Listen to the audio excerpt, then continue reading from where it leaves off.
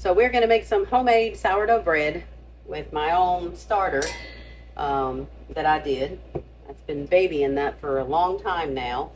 Um, we're going to make another loaf. And hopefully it'll turn out as delicious as the last one did.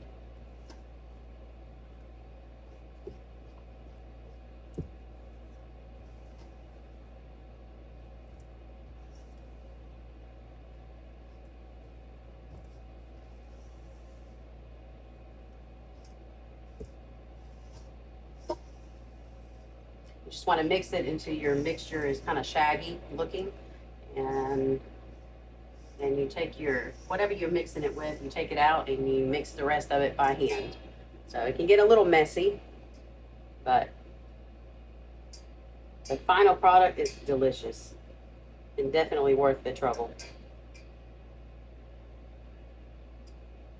So, get your stuff off the tool that you're using to stir it in, and just mix the rest of it by hand.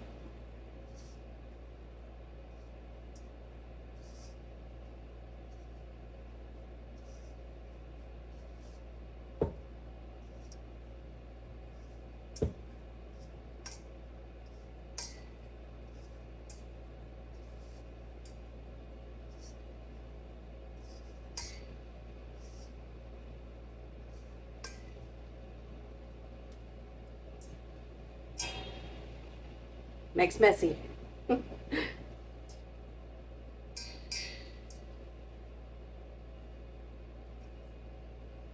Again, worth the mess. And that's what you have at the end. So now I have to let it rest and we'll come back to it.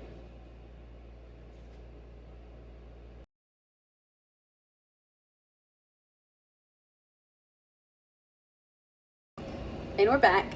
And basically my dough has now been resting for about an hour. So we're going to uncover it and we are going to do what they call stretch and folds. You have to do it 4 times every 20 minutes. And then you basically let it rest for anywhere from 6 to 12 hours while it's proofing. And then after that, you're pretty much ready to bake.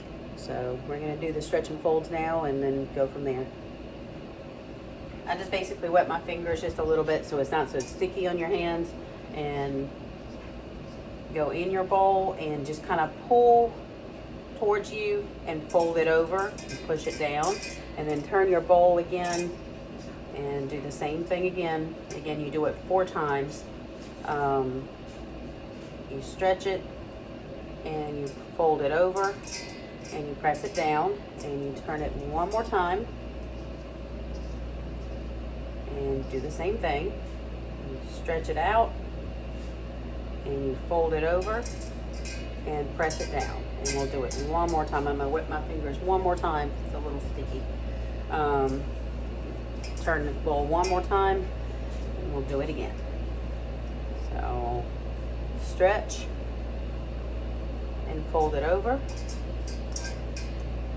And we're gonna cover it up again and leave it for another 20 minutes. I just basically set a timer for 20 minutes and go from there. So we're just going to cover it up again with a kitchen towel and let it rest for 20 minutes, and we'll be back again. And we're back. We're going to go ahead and do the stretch and folds, and so we're going to go ahead and uncover it. Wet my hands.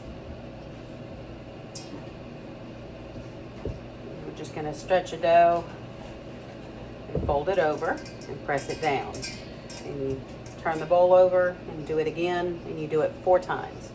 We're going to do this a total of 4 times before we let the dough rest and proof basically for anywhere between 6 to 12 hours,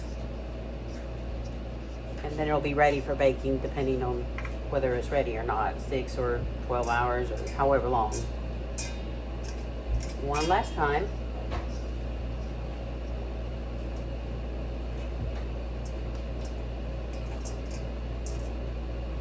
So because I started this kind of late today, I might be baking it at 11 o'clock at night. It is very time consuming as far as that's concerned. It does take a while, so that's why when you want to start at one or you want to bake one, you basically want to start it early in the morning so that you're able to get it done early enough in the day so that you don't have to be up so late basically baking it. So we're going to let it rest again, and then we'll pick it up again in just a little bit. Okay, so we're back. This is actually going to be our last stretch and fold that we'll need to do before we let it rest for about anywhere between 6 to 12 hours, depending on how soon it proves. And then we can bake it. So it might be today or it might be tomorrow. We'll see. Anyway, we'll go ahead and uncover it. I'm going to wet my fingers again.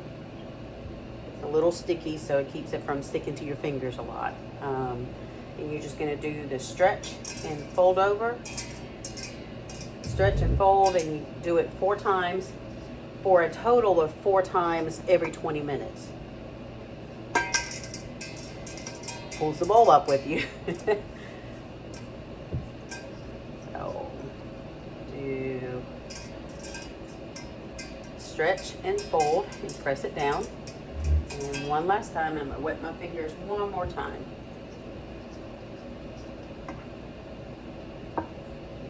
So, press it down.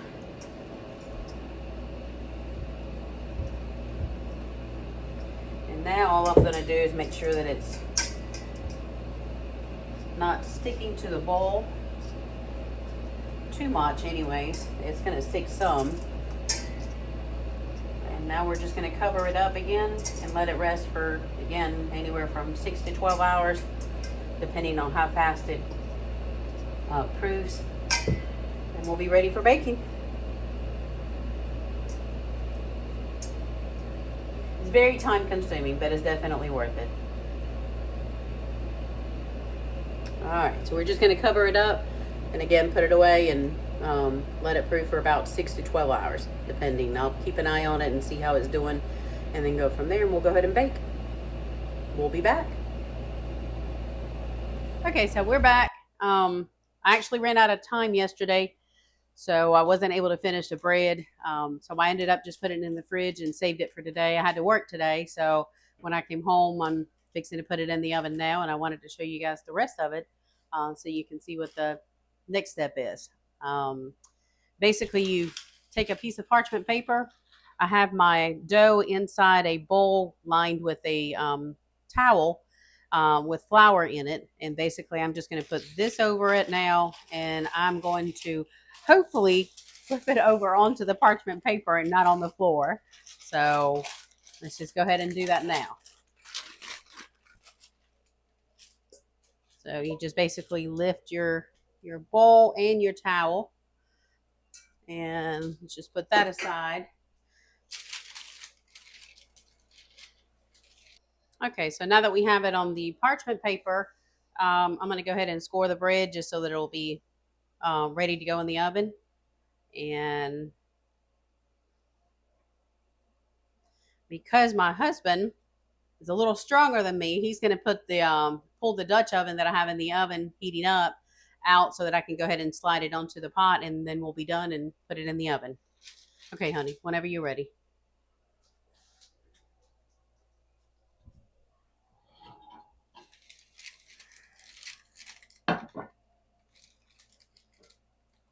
Thank you. And that's all you're going to do is just slide it into the Dutch oven. And we are going to bake it covered for 20 minutes. And then you take the lid off and cook it for another roughly 20 minutes. You can put the lid back on and we can put it back in the oven. We'll cook it for 20 minutes with the lid on, take the lid off, and cook it for another roughly 20 minutes or so. You kind of have to keep an eye on it once you take the lid off to make sure that it doesn't burn. All the recipes that I have followed say to put a pizza stone in between the racks. Thank you, honey. They say to put a pizza stone in between the 2 racks so that it has it underneath the Dutch oven, and it helps to not brown the bread on the bottom part too much. So that's what we've done. So it's in the oven now.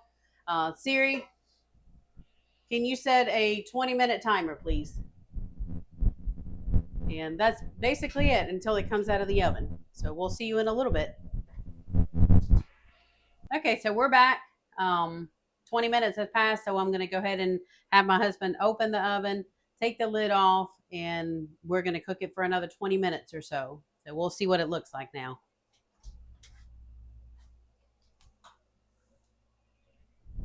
And slide it out. Okay. Wow.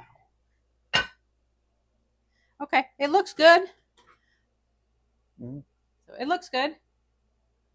All right, so we are actually going to put it back in again and cook it for another 20 minutes or so. I'll have to keep an close eye on it now to make sure that it doesn't burn since it has the lid off. So we'll see you in a little bit. Okay, so we are back and we are going to check the temperature one more time and see where we are. It's looking good. Here you go, honey.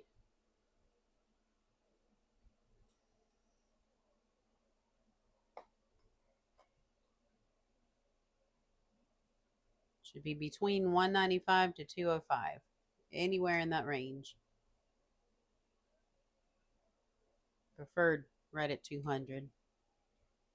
Let's see if I can bring it. You can see that as well. And look at that. 200, 201. I think we're good. So hang on 1 second here. I'm going to hold that. There you go.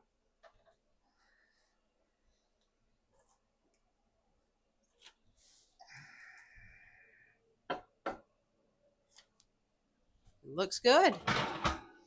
So basically all we do now is basically take it out of the pan and put it on my cooling rack right over here. And you have to completely let it cool off. That's the hardest part, because I want to always cut into it right away and put some butter on that bread and just eat it that way. But you have to let it completely cool off before you cut into it. So yeah, if you... Okay, we're going to try it again here.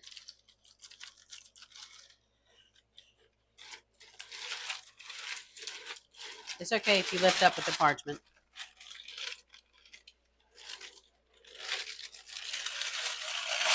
Oh my goodness. All right. Okay, so it is done. If you can see, the temperature there is at 205. So it's pretty much done. And now we just have to let it sit there, as hard as it'll be. Let it sit there and cool completely off. And we can dig into it. I don't know that I mentioned it, but I ended up doing this one as not just plain sourdough, but rosemary that we added from my garden. Looks very pretty, if I may say so. And I can't wait to dig in. Thanks for watching. If you like, subscribe, share, comment. Thank you so much.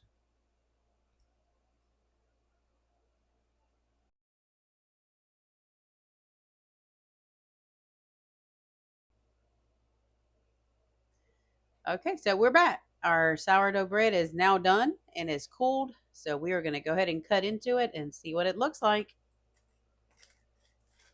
Nice and crusty, which is what you want.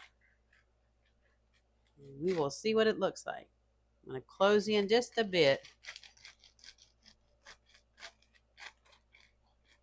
You hear that crunch? It sounds good. Okay, so I think we can give it a taste now. What do you think? Yep, let's give it a try. All right, you want some butter on it? Sure. A little or a lot? Oh, just a little. I want to taste the bread. Do you want you want to cut it in half? Yeah. And that way we'll tear it in half. All right. It's a nice looking texture. It looks good. It smells good. You can't really see the rosemary, but you can sure smell it. Smells really good. Hopefully it's good. That's the most important part, the taste. All right. So here we go. Bon Cheers. appetit. Bon appetito.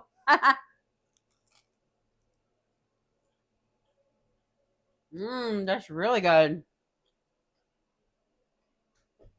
Mm. What do you think? That's excellent. The Nice crunch. Yeah, the outside is nice and crispy and crunchy. Inside is soft, Mm-hmm. a little chewy, just like sourdough should be. Yep. Very good. Mm. It's gonna make some great sandwiches.